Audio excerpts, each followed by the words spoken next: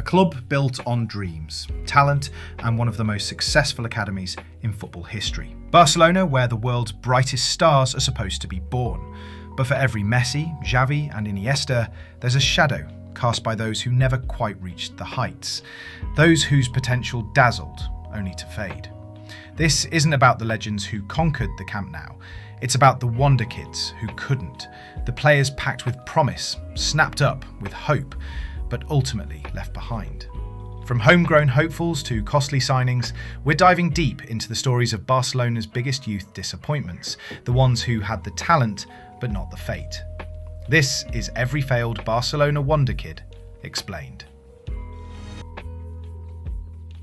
In the early 2010s, Barcelona's La Masia was buzzing with excitement over a young midfielder from Cameroon. Wilfried Kaptoum, often dubbed the Zizou of La Masia for his elegant ball control and vision, was tipped to be the next big thing.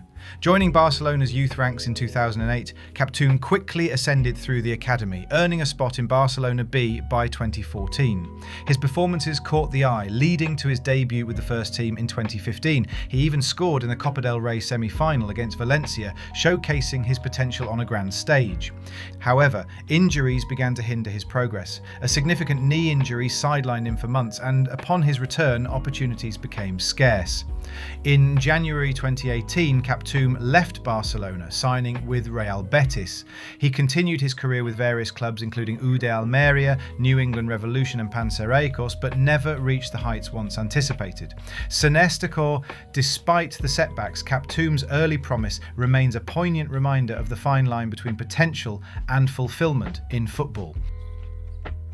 I was wrong to leave Barca. I was young and under a mountain of pressure. That's how Ilaish Moriba would later reflect on one of the boldest and most regrettable decisions of his early career.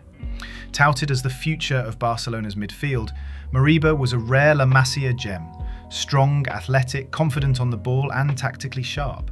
He broke into the first team under Ronald Koeman during the 2020-21 season, scoring a brilliant goal against Osasuna and looking every bit like the next big thing. But when contract talks came, things fell apart. His camp demanded a salary well beyond what the club was willing to offer a teenager. Barcelona stood firm, Moriba was frozen out, and just like that, the boy who was meant to wear the armband someday was gone, transferred to RB Leipzig for 16 million euros. And that's when the downfall began. At Leipzig, he barely featured. Labelled immature and inconsistent, he was shipped out on loan to Valencia, then Getafe and later Celta Vigo, where he finally got regular minutes. The promise was still there, but the magic fading. In 2025, he made the move to Celta permanent, a quieter stage, a reality check, a new chapter. Ilaish Moriba didn't fail because of talent, he failed because of timing, pressure, and choices. A wonder kid who moved too fast and learned the hard way that in football, patience isn't just a virtue, it's survival. I never had a coach who fully trusted me. That's how Riqui Puig summed up the heartbreak of his Barca career. 7 years at La Masia, countless praise but barely any faith from the footballing hierarchy above him. Technically gifted, fearless in possession, and with vision few could match, Puig was the blueprint of a classic Barca playmaker. Lionel Messi, Iniesta, even Suarez recognised the talent. Fans expected him to become the next big midfield voice. Yet under managers like Valverde, Setien, Koeman and Xavi, the only constant was inconsistency. Tactics didn't suit him, defensive discipline was expected, an area where Puig struggled. He resisted any loan move, convinced his chance would come. That chance never came. Minutes dwindled, confidence crumbled. By 2022, he was let go on a free to LA Galaxy. In MLS, Puig rediscovered joy and form. Matches, goals, playmaking magic. He became a fan favourite again. But his Bundesliga breakthrough in Europe never came. Riqui didn't fail for lack of talent. He failed because he was never given continuity. Because coaches prioritised work rate over flair. Because he held on to loyalty when what he maybe needed most was change. He was a midfielder between eras, too arty for pragmatism, too real for a football factory, a talent that proved potential alone isn't enough. Barcelona needed more than flair, they needed reliability. He arrived in January 2011, fresh off captaining PSV Eindhoven, a Dutch international with elegant technique, a cultured left foot and Champions League experience. For €3 million, it felt like a steal, Barcelona's next smart gem. Afellay had the traits Barca loved: intelligent movement, great passing angles, and versatility to play anywhere across midfield or out wide. He even assisted Messi's iconic goal at the Bernabeu in the Champions League semi-final. But just as things were clicking, injury struck. A torn ACL followed by more muscle setbacks. His momentum, gone. His body, never the same. Loan spells to Schalke and Olympiacos followed, but he never regained the spark. By 2015, he left quietly, a forgotten name in a golden era. Afellay wasn't a flop. He just got lost in a midfield stacked with giants. Xavi, Iniesta, Busquets, and was betrayed by bad timing and worse luck. He came with promise, showed glimpses, and vanished almost as quickly. Another name on the list of what could have been at the Camp Nou. Just when La Masia needed a fresh face of flair, Isaac Cuenca burst onto the scene. Lightning pace, silky dribbling and that classic outsider's confidence. Pep Guardiola gave him his break at 20 and he scored just hours later in a 5-0 La Liga win. A star was born. But momentum is fragile. Cuenca's career was derailed by 6 knee surgeries, recurring setbacks, and a Barcelona squad too packed with legends: Pedro, Messi, Alves and more. Loan spells came and went: Ajax, Deportivo, Bursaspor, but the city lights dimmed fast. Despite 30 first-team appearances and moments of genuine brilliance, Cuenca became a footnote. Injuries robbed him of survival, competition crowded him out, and by his early 30s he retired early. In the end, Cuenca's story became a case of early spark without the fuel to sustain it. A player made for the top, but whose career never quite outran the shadow of bad timing and broken rhythm. He joined La Masia as a boy with lightning feet and a mind full of ambition. Barcelona saw in him the next big winger, fast, fearless, and billed as the new Messi. He broke into the first team at 17, dazzling on loan at Everton, dazzling again at Milan. Yet, each time he seemed ready, Barca pulled back. Offers of big money buys, new signings like Dembele and Coutinho, they implied they valued him. But minutes, he never got enough. He admits now it was partly his fault, lacking consistency and maturity. Coaches warned he was talented but unreliable. So he left, not bitter, just realistic, seeking real football over fading glory. At Watford and Udinese he had good runs, but the Camp Nou dream slipped away, more from environment than ability. Deulofeu didn't collapse, he scattered bright sparks, never the constant flair Barcelona hoped for. Sergi Samper wasn't just a La Masia graduate, he was the La Masia midfielder, elegant, intelligent and raised on the purest form of tiki-taka. From the age of 6, he was groomed to inherit Sergio Busquets' throne, and for years it looked inevitable. By the time he captained Barcelona B, many believed the club already had their future pivot. He was calm under pressure, always scanning, always choosing the right pass. Pep Guardiola once personally blocked his exit, such was the faith in his potential. But when the time came to step up, the door never fully opened. Busquets was still undroppable, and instead of nurturing Samper, the club filled midfield with signings like Rakitic, Gomez, Paulinho and later Arthur. Samper, meanwhile, was shipped off on tough loans, first to Granada, then Las Palmas, where chaotic systems and multiple injuries stunted his rhythm. Each return to Barcelona brought hope, but little opportunity. By 2019, he'd made just 13 senior appearances and left quietly to join Iniesta in Japan at Vissel Kobe. Sergi Samper didn't fail, he just got caught in a system that no longer waited. He had the right game, but not the right moment. He arrived at La Masia in 2008 at just 13, Cameroonian striker scouted by the Samuel Eto'o Foundation, bursting with potential. Dongu was lightning quick with a clinical edge. By 2013, he'd scored on his first team debut in the Copa del Rey and even earned a Champions League cameo against Celtic, a rare sight for an African teenager at Barcelona. He smashed it at youth level too, top scorer in the Next Gen series and a standout in Barca B, scoring 29 goals in 132 appearances. But then, the bottle emptied. He never got a real shot at Barcelona, too many forwards, too little faith. By 2016 he was sold to Zaragoza, 1 goal in 31 games, and spiralled down the Spanish leagues, eventually heading to Finland's Honka and later a brief stint in Japan. Jean-Marie Dongu became less a failure of talent and more a lesson in opportunity lost, a name whispered in memory, not feared in the future. He arrived at La Masia in 2011 and soon became the poster boy of youth potential. By his early teens, he was tearing it up in youth competitions, scoring spectacular goals, earning plaudits, and becoming top scorer in the inaugural Youth League final. In 2014, he burst onto the first team stage, a goal on debut, a seamless fit in Luis Enrique's treble-winning side. He even earned a Spain cap, making history while still a teenager. But here's where it unravelled.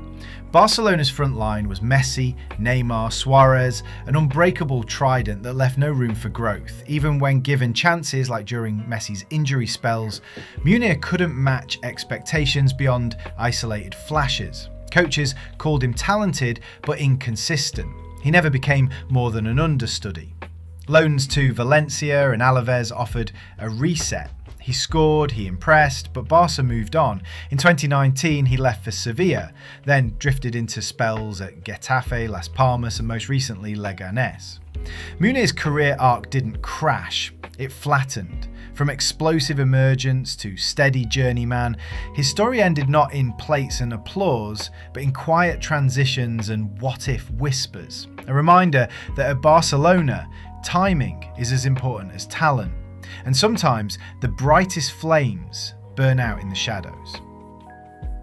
He arrived as a teenage sensation, scoring for fun in La Masia, earning call-ups to Spain's U national teams and tipping scouts off his left foot's venom. By 2014, Barcelona paid millions, framing him as their next striker of the future. He debuted in front of a packed Camp Nou, scored against Getafe, and instantly looked the real deal. But fast forward just 1 year later and there were loan spells, harsh whispers and missed chances. Malaga couldn't bring out the spark. Everton with their chaotic pitch made it worse. He couldn't settle. Injuries and inconsistency chipped away. Once electrifying runs were now hesitant touches. Barcelona moved on. Malaga, Huesca, Getafe all gave him space, but the weight of expectation never did. Sandro Ramirez wasn't a disaster. He was a what could have been, a prodigious runner whose promise was eclipsed by pressure, injuries, and the unforgiving reality of elite football. He burst onto the scene as a 16-year-old phenom, Barcelona's youngest ever goalscorer and a record-breaking debutant, wrapping up Lionel Messi's iconic number 10 shirt as if it was his destiny. The promise? Immense. The world stood still as that boy dribbled past defenders with the sheer confidence of a superstar in the making. Except fate intervened. A devastating knee injury in 2020 sidelined him for months. When he returned, the minutes never came. Even when Valencia rejected moves for him, he stayed and fought, but the new midfield and forward signings dominated playing time. In 2023, a loan to Brighton offered a fresh breath and some flashes of brilliance. A few goals, a spark of form, but it wasn't enough. Back at Barca under Flick, he logged a season playing just 298 minutes across competitions, without a single goal. Now heading to Monaco on loan, Fati isn't going looking for revenge. He told the media he just wants to enjoy football again. It's a reset, a reunion with his joy. Once hailed as the successor to Messi, now left scrambling for dignity. Ansu Fati's story isn't finished, but his destiny was hijacked by injuries, expectations, and the harshest footballing reality. Not every Wonderkid finds their place. He burst onto the scene as La Masia's golden child, over 900 goals at youth level, Barcelona's youngest ever scorer and Champions League debutant by just 17. By all accounts, he was destined to lead the next great era. But the tag "Next Messi" became a burden too heavy to bear. Anxiety and panic attacks overtook him, not just nerves, but something deeper that rewrote his path in real time. A teen sensation trapped by the weight of expectation. Managers changed, competition stiffened. Boyan slipped away from the Barca spotlight by 2011, sent across Europe in search of consistency.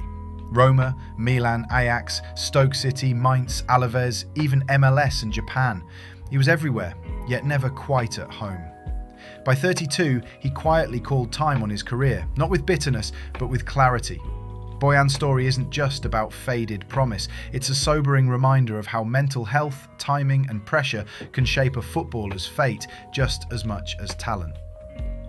There was a moment in the mid-2000s when Barcelona fans believed they'd found their next Ronaldinho. Giovanni dos Santos, the silky left-footed Mexican attacker from the Masia, had flair, vision and the swagger to match. He starred in the youth ranks and dazzled in the U17 World Cup for Mexico, where he looked like a generational talent. When he broke into Barcelona's senior side in 2007, expectations were enormous. He played alongside Messi and Thierry Henry, even scoring a hat-trick on the final day of the season against Murcia. But beyond the flashy highlights, something was missing. He lacked the consistency and decision-making to truly earn a long-term spot. After just one senior season, Barcelona sold him to Tottenham in 2008, a move that symbolised the club's loss of faith. From there, his career became a nomadic journey. Spurs, Galatasaray, Racing Santander, Mallorca, Villarreal, LA Galaxy. Everywhere he went, flashes of brilliance appeared, but so did frustrating spells of inconsistency. The technical talent was always there, but the work ethic, fitness and tactical discipline just never matched. Giovanni dos Santos wasn't short of skill, he was short of staying power. A career that promised stardom ultimately settled for sparks. Marc Muniesa was once seen as the next great Barca centre-back. Left-footed, composed on the ball and elegant in possession, he fit the La Masia mould perfectly. In fact, he was so highly rated that he made his senior debut under Pep Guardiola at just 17 years old, becoming one of the youngest players to appear for the club in the modern era.